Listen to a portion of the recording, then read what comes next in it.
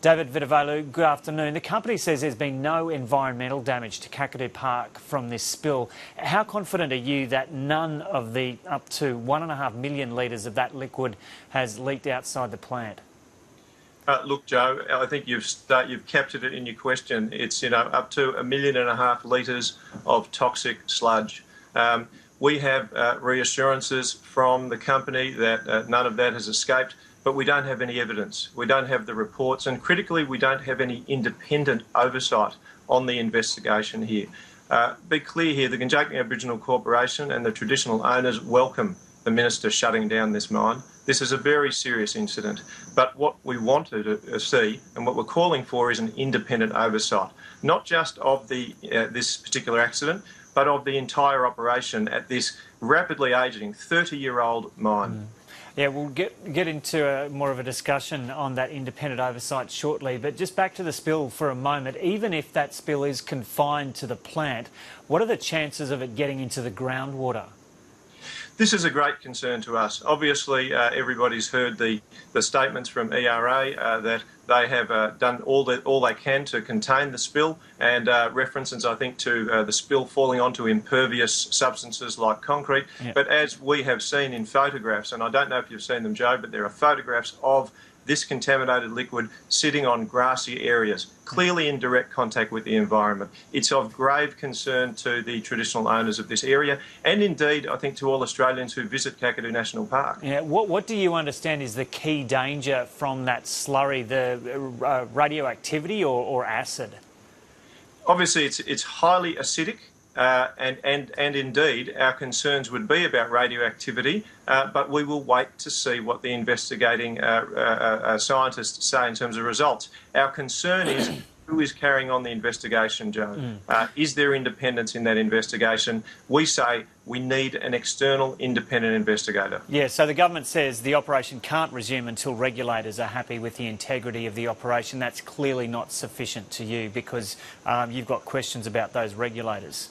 Look, these are the same regulators that are investigating two serious breaches at the same mine in just a month, in the period of just a month.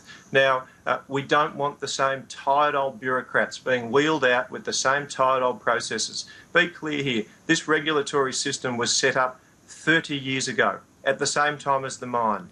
There is a desperate need for an overhaul here, and the traditional owners are very concerned that the same old systems, the same old government staff will be wheeled out to just push this one aside. So who do you want appointed to investigate?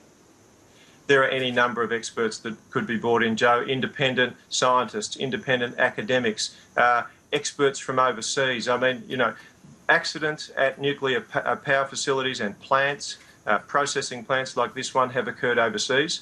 The investigators that have been responsible for those investigations could be brought in as independent authorities.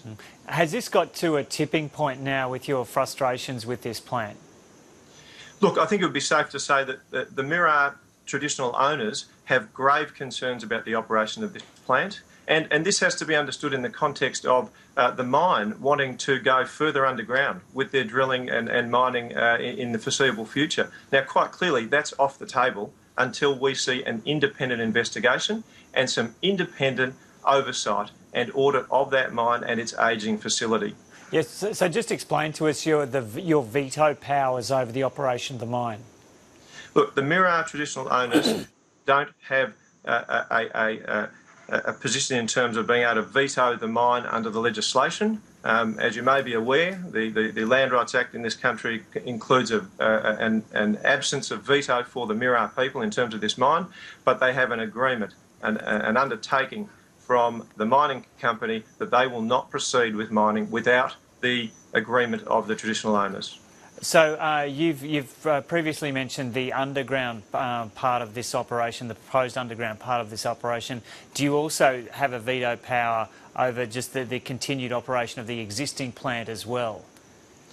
The traditional owners have entered into, more recently, a very much healthier dialogue with ERA around the operation of the existing facility at Ranger, and we hope to continue that healthy conversation. But quite frankly, incidents like this, repeated incidents, and now 1, 2, and now number 3, a huge spill, are testing the patience of the traditional owners in terms of operations on their land. What we want, what we're looking for, is a new deal with the government, a new deal with the miners, something that absolutely ironclad recognises the primary right of the Mirarr traditional owners to control what is going on their country.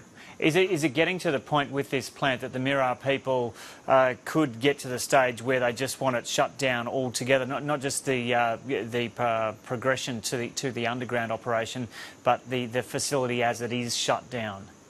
The Mirarr traditional owners are sick with worry about this recent accident. They are very, very concerned about the continual, what appear to be continual breaches of procedural safety and now the integrity of the plant and facility. I think it would be impossible for anyone in their position not to have questions about the ongoing operations of what's happening there. But what they want is investigations. They want investigations into the safety of the site. Has there been a under the agreement that was signed decades ago, has there been a continued financial return to the Mirarr people from the operation? Absolutely. Yeah, and so that is continuing for the moment? Yes, it is. And so presumably you would obviously like to see that continue, but you've got these growing concerns about the environmental impact. That's a huge conversation, Joe. Obviously, the conversation about whether mining royalties are of unquestioned value to Aboriginal people, or what the social and economic impacts of that mining is, that really needs to be discussed in a much bigger forum. There's no doubt that the Mirarr people want to ensure that there is a safe operation out there at the mine.